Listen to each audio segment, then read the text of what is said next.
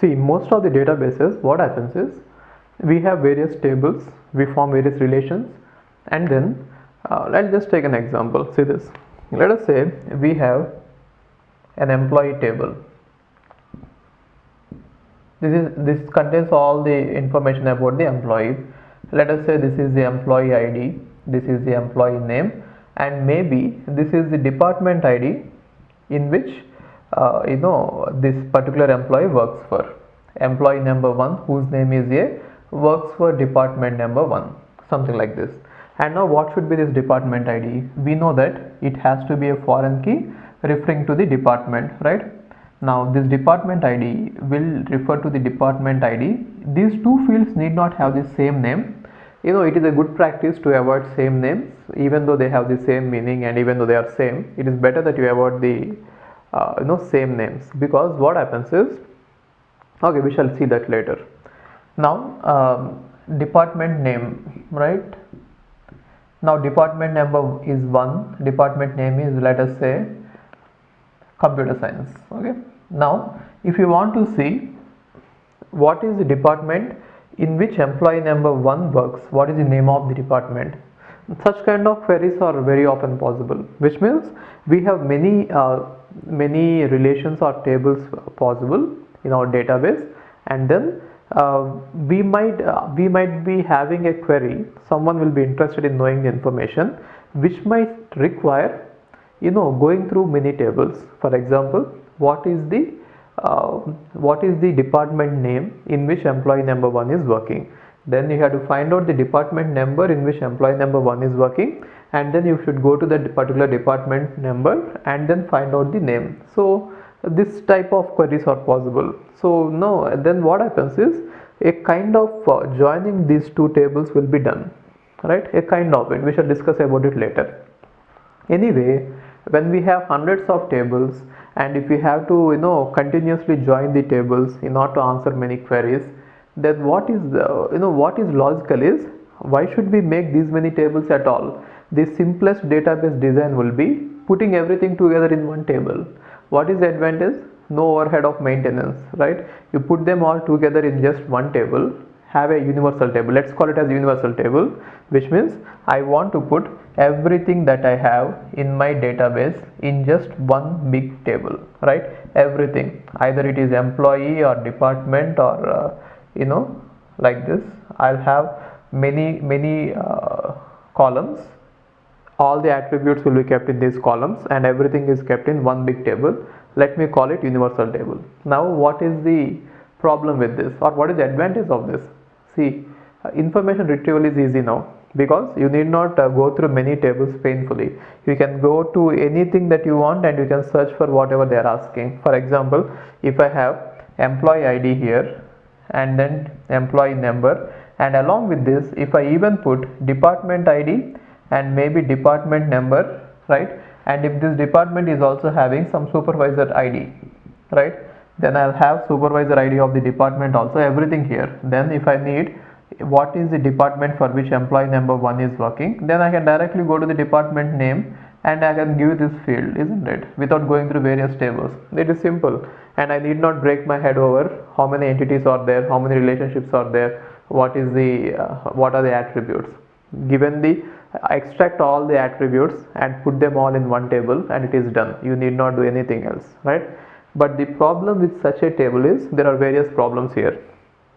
One simple problem is obviously redundancy, right? So redundancy is possible.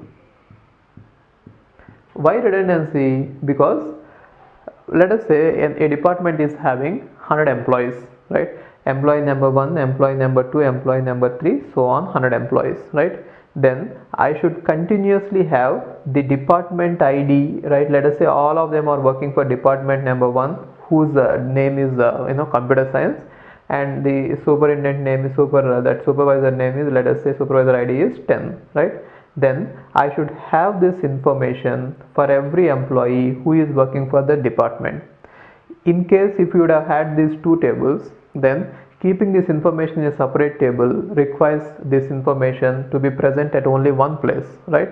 this ID will be repeated here, but then entire information will not be repeated. Therefore redundancy is there, so obviously there is wastage of space. Fine. Okay, anyway, let us say we have enough space and we want to go with this, but then there are lots of problems that will get arised whenever you try to insert something, delete something, or update something, right? They are called as anomalies. So one is redundancy, other problem with such a table is anomalies. So what are there are three types of anomalies. Okay, anomalies means problems, you can think of it that way. So what are the problems is, one is when you insert, there will be some problems, insert anomalies.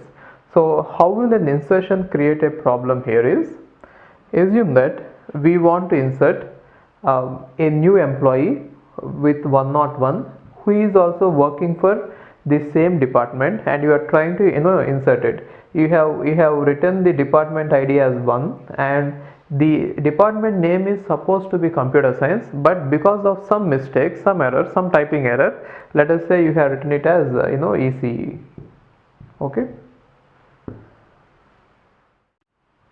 now let's say by mistake, because of some error you have typed it as ECE. Then what happens is, the same department now in the database will have two names, and this insertion might go unchecked, which means database might accept it because it doesn't know where to check or how many tuples to check, and it doesn't know which one is right. So when you are having the same information at many places, there is a chance that it might get inconsistent. At one point, at one place it might show some information, and at some other place it might show some other information, right? Therefore insertion anomalies are possible, right? Next one is deletion anomalies. Deletion anomalies means, I'll just take an example here. Let us say I want to delete all the employees, all the 100 employees working for department number 1. Now no employee works for department number 1. Then what happens is, when you delete all the employees of department, then the department itself gets deleted, because there will be no entry which is containing the department number, right? So in case if you want to have that department even after deleting all the employees, then you might have to have only the department details, and in the place of employee details in that tuple you should have all the null values.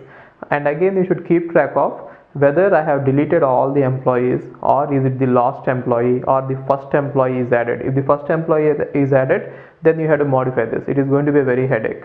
It is all a overhead on the software. You have to make lots of checking, and the software code itself will become hectic, because writing the code itself is going to be a pain, because whenever you insert something, delete something, you might have to check the entire table, which sometimes may span to GBs or terabytes, right?